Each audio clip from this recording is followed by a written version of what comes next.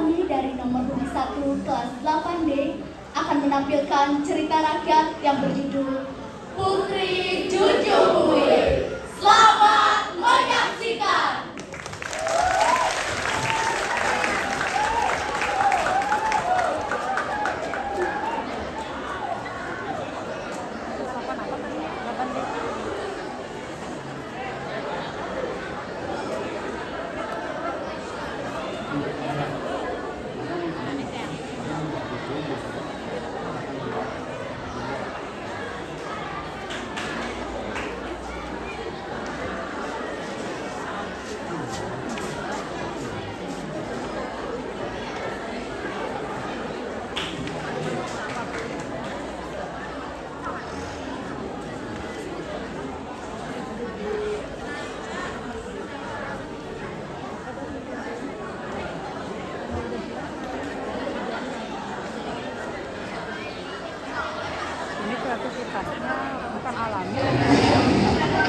Jauh di masa lampau di daerah Kalimantan Selatan berdirilah sebuah kerajaan bernama Amuntai.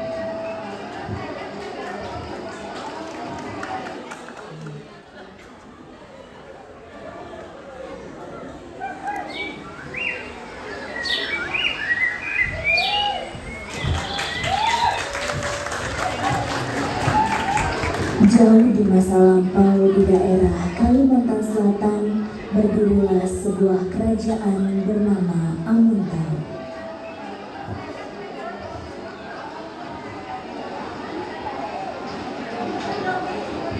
Kerajaan tersebut dipimpin oleh dua raja, yaitu Raja Padmaraga dan adiknya Raja Sukmaraga.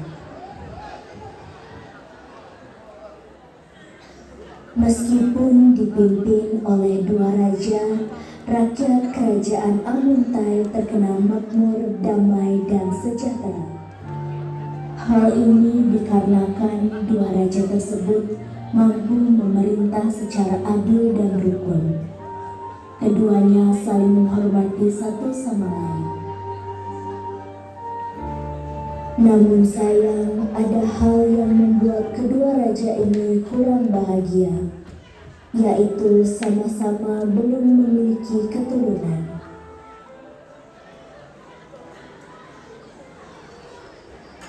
Setiap malam, kedua raja tersebut selalu berdoa kepada Yang Maha Kuasa untuk diberi keturunan. Secara khusus, Raja Sukmaraga berdoa meminta keturunan putra kembar. Setelah penantian yang lama, akhirnya istri Sukmaraga mengandung. Dengan penuh kebahagiaan, setiap malam Raja Sukmaraga mengelus perut istrinya seraya berdoa.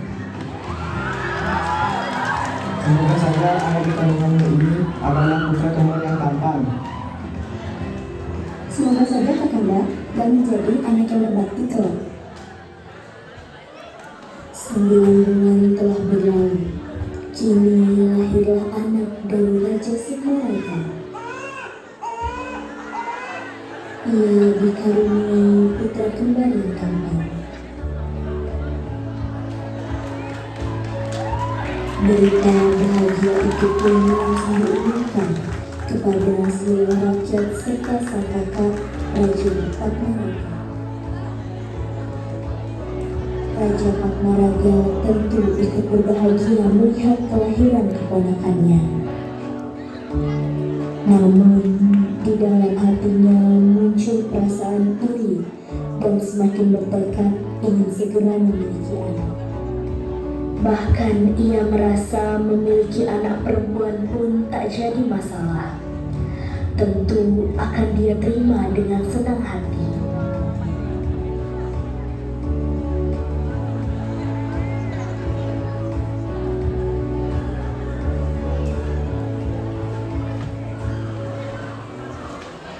Malam harinya sebelum pergi tidur, Raja Padmaraga memanjatkan doa kepada Yang Maha Kuasa agar diberi petunjuk. Di dalam tidurnya, sang raja bermimpi. Ia melihat sosok dirinya yang sedang bertapa di Candi Agung yang terletak di luar kerajaan Amantai. Ia pun terbangun dan merasa bahwa mimpi itu terasa begitu nyata.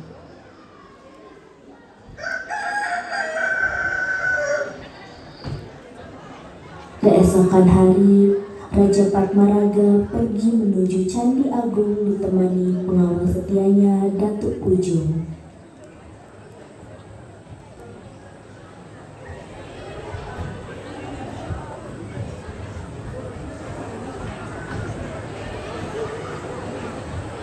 Sesampainya di Candi Agung, sang raja berpesan kepada Datuk Pujung untuk selalu menjaganya agar tak ada seorang pun yang mengganggunya ketika ia bertapa nanti. Raja pun langsung bertapa dengan sungguh-sungguh.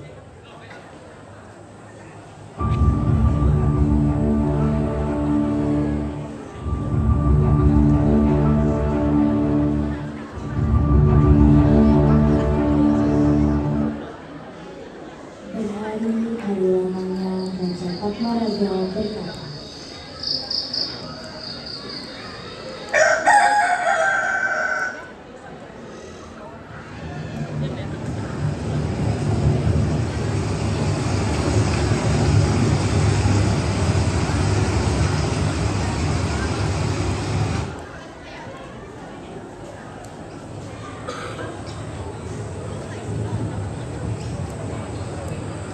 hingga suatu hari ia keluar dari pertapaannya, tentu sudah disambut oleh sang pengawal setianya, Datuk Pujung. Namun sang raja merasa belum mendapatkan apa yang ia inginkan selama ini. Akan tetapi ia yakin bahwa Tuhan telah memiliki rencana sendiri atas dirinya.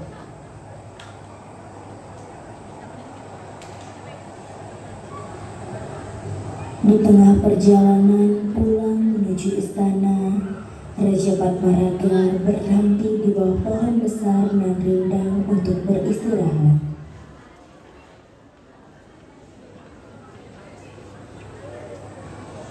Merasa cukup dengan istirahatnya, sang raja melanjutkan perjalanan pulang menuju istana.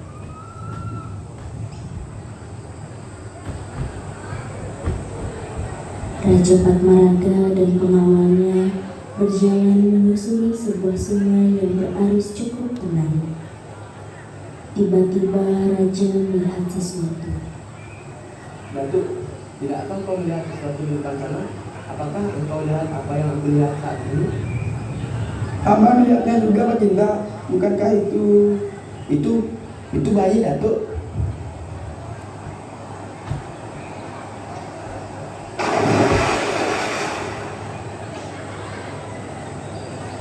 Sang raja segera menghampiri bayi itu. Namun ketika hendak menangkapnya, "Tunggu dulu yang mulia, jangan bawa aku seperti ini. Tolong bawakan aku 40 dayang untuk menjemputku serta sehelai kain yang tenun dalam waktu setengah hari saja." bayi itu berbicara. Betapa terkejutnya sang Raja Padmaraga. Segera sampaikan kepada Raja Sukmaraga untuk menyiapkan semuanya. Sebelum sore hari, kau harus sudah kembali ke sini membawa permintaan anak ini. Baiklah, Baginda Raja. Hamba pamit pergi. Datuk Pujung pun dengan sigap bergegas kembali ke istana.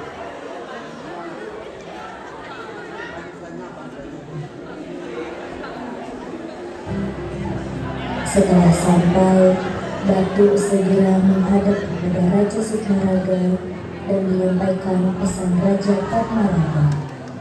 Baginda, Raja Padmaraga memerintah Anda untuk segera menyiapkan 40 dayang beserta kain tenunan dalam waktu setengah hari. Perintah Raja pun diumumkan.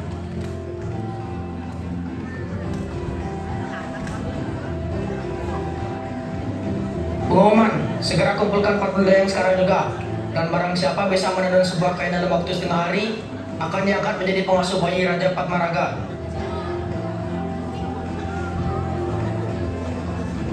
Sayembara itu seketika membuat warga desa menjadi gaduh.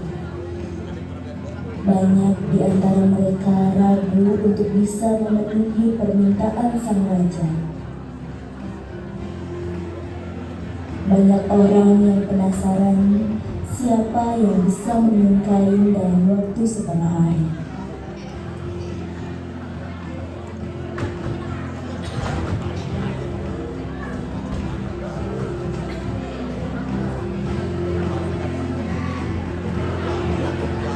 Sementara itu, para wanita mulai menenun kain menggunakan benang terbaik yang mereka miliki. Sayangnya, hingga waktu yang ditentukan tiba, tak ada seorang pun yang berhasil menyelesaikannya. Datuk Pujung pun merasa putus asa. Ia khawatir tidak bisa menemukan kain yang diminta. Dan Raja Patmaraga tidak bisa membawa pulang bayi cantik yang ditemukan di sungai tadi. Hingga ada seorang gadis muda menawarkan hasil tenunannya. Tuanku, silakan lihat hasil tenunan hamba ini. Tolong periksa dengan seksama, apakah kain ini cukup untuk menyelimuti bayi Baginda Raja? Baiklah, Nona. Dibukalah lipatan kain itu. Datuk Ujung senang melihat hasil tenunan gadis itu. Wah, ini dia hasil tenunan yang bagus dan lembut. Siapakah namamu, Nona? Terima kasih, Datuk.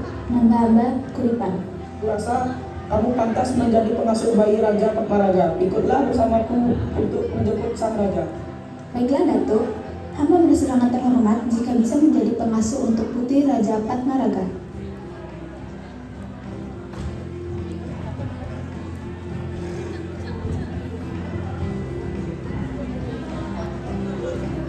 Setelah memperoleh kain tenun, Datuk Ujung kemudian membawa Kuripan beserta 40 dayang menuju sungai untuk menjemput Raja Patmaraga dan bayinya.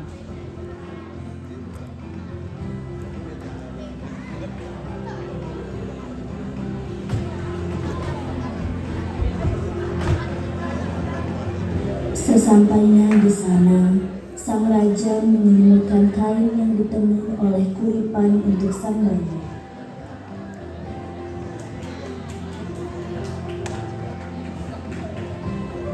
Ia nampak begitu cantik. Dengan ini, aku akan membawamu pulang ke Ambai.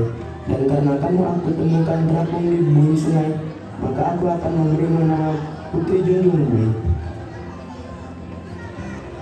Bayi tersebut menanggapinya dengan senyuman, seolah menyetujui ucapan Raja Patmaraga.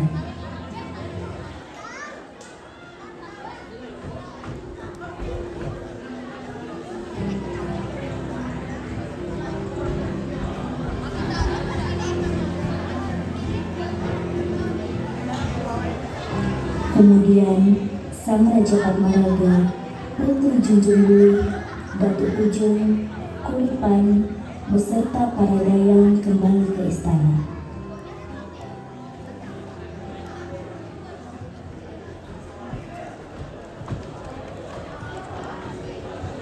Sejak saat itu, kerajaan Amuntai benar-benar diliputi kebahagiaan karena kedua raja telah dikaruniai anak. Negeri itu hidup dengan damai dan bahagia.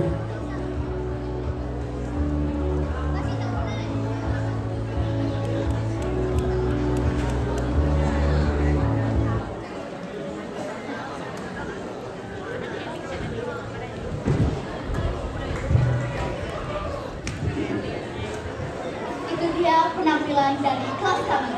Terima kasih atas perhatiannya.